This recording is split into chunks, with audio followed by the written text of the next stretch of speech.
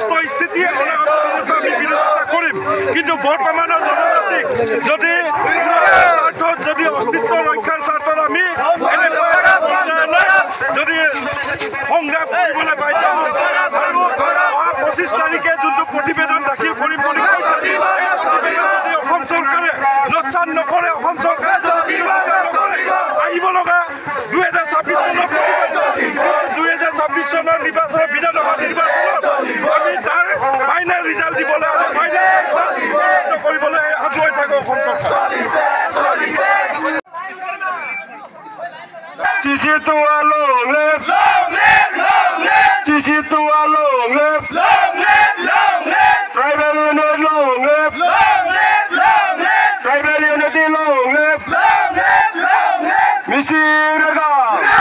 Mishiraga. সরকারে 25 November তারিখে অসম বিধানসভা জনগোষ্ঠীর পদক্ষেপ লৈছে এই পদক্ষেপের বিরুদ্ধে আমি মিচিং জনগোষ্ঠীসকলে চিচি তোৱাৰ ব্যৱস্থাটোৰ আমি বিৰোধী থাকোঁ আমি কথাই আপোনালোকক স্পষ্ট কৰি দিব চৰকাৰ ভাৰত চৰকাৰক এটা বিচাৰিছে জনজাতিকৰণ কৰে তেতিয়াহ'লে কিন্তু আমি জনজাতি হিচাপে আছিলোঁ আমি বহুত তীব্ৰভাৱে আমি ইয়াৰ বিৰোধিতা কৰিম আৰু আন্দোলনৰ